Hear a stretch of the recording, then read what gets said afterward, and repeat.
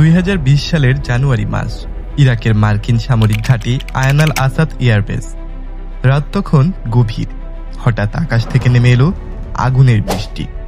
Iran সরাসরি আমেরিকার সেনা ঘাঁটিতে ব্যালিস্টিক মিসাইল ছুড়েছে।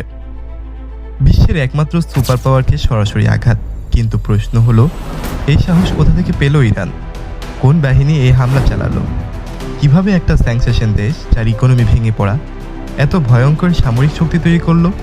উত্তরটা একটাই, ইসলামিক রেভলিউশন গার্ড কর্পস বা আইআরজিসি। ইরানের সেই বাহিনী যেটা একটা দেশের ভেতরে আরেকটি রাষ্ট্র। সাল 1979, ইরানে ঘটে গেল এক অবিশ্বাস্য বিপ্লব। শাহের সরকার ভেঙে পড়ল, আয়াতুল্লাহ খামেনি ক্ষমতায় এলেন। কিন্তু এখন প্রশ্ন হলো, নিয়মিত সেনাবাহিনী তারা শাহের প্রতি অনুগত ছিল। বিপ্লবী সরকারকে তারা সুপ্রিম লিডার মানে না, কিংবা মানতেও চায় না। তাহলে নতুন সরকারকে রক্ষা করবে কে? 1979 সালের এপ্রিলের দিকে খামেনি এক বিবৃতিতে আইআরজিসির প্রতিষ্ঠা করলেন। বিপ্লবের পক্ষে প্রতিশ্রুতিবদ্ধ আধা সামরিক বাহিনীগুলোকে একত্রিত এবং সংগঠিত করার জন্যই এটি করা হয়েছিল।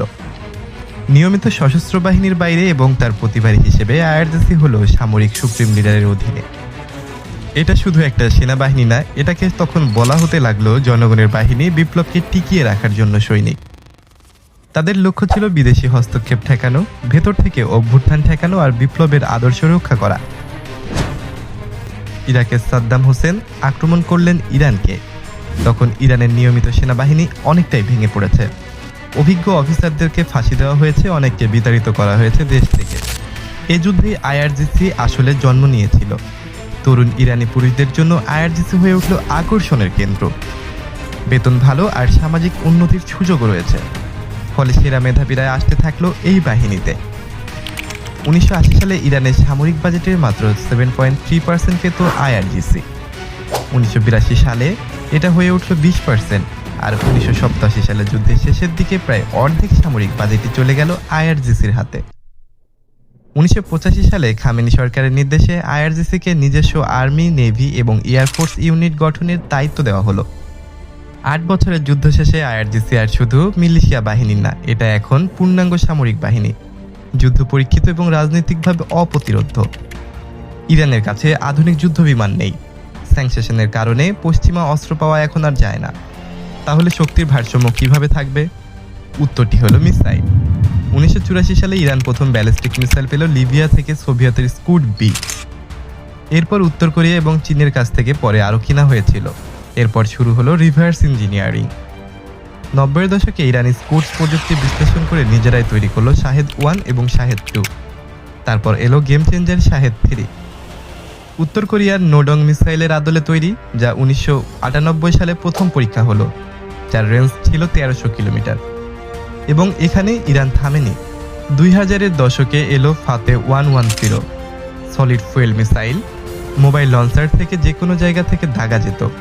লিকুইড ফুয়েলে লঞ্চের আগে প্রস্তুতির সময় লাগে ঘন্টার পর ঘন্টা।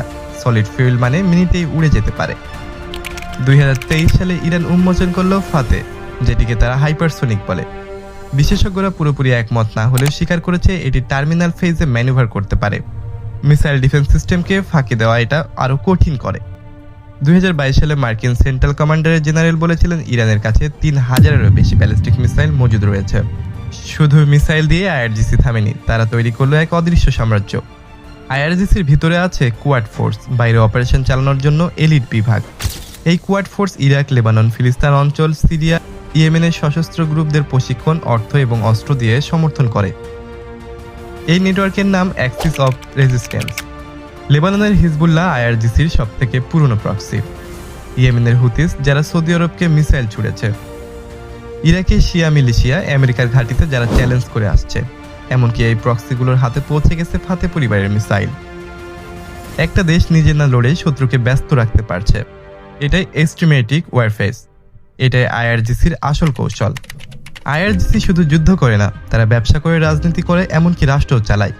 রাজনৈতিক এলিটরা আইআরজিসির ওপর নির্ভরশীল হয়ে পড়েছে, কারণ স্যাংশনের মধ্যে অর্থ পাচারে আইআরজিসির ক্ষমতা রয়েছে। ফলে আইআরজিসি রাষ্ট্রীয় ব্যয়ের ক্রমবর্ধমান অংশ নিয়ন্ত্রণ করছে। আইআরজিসি আন্তর্জাতিক নিষেধাজ্ঞার ফাঁক দিয়ে $1 বিলিয়ন বাণিজ্য এবং আর্থিক নেটওয়ার্ক পরিচালনা করে নিজেদেরকে আরও সমৃদ্ধ করেছে। রয়টার্স 2026 সালে এসে আইআরজিসিকে বর্ণনা করেছে রাষ্ট্রের ভিতরের আরেকটি রাষ্ট্র। তাহলে এর মানে কি? সেনাপ্রধান শুধু যুদ্ধ করে না, তিনি বন্দর নিয়ন্ত্রণ করেন, তেল রপ্তানিতে ভাগ নেন, নির্মাণ ঠিকাদারি পান এবং প্রেসিডেন্ট থেকে পার্লামেন্ট সর্বত্র আইআরজিসির প্রাক্তন সদস্যরাই। তাহলে এখন বুঝতেই পারছেন আইআরজিসি কেন আমেরিকার সাথে লড়াই করার সাহস দেখায়। কারণ তারা শুধু একটা সেনাবাহিনী না, তারা একটা আদর্শ, একটা অর্থনীতি, একটা রাজনীতি আর একটা ভূকৌশলগত নেটওয়ার্ক। 1979 সালে মাত্র কয়েক হাজার তরুণ বিপ্লবী নিয়ে শুরু হয়েছিল, আজ 1,25,000 সৈন্য, হাজারো মিসাইল, পুরো মধ্যপ্রাচ্য জুড়ে প্রক্সি বাহিনী।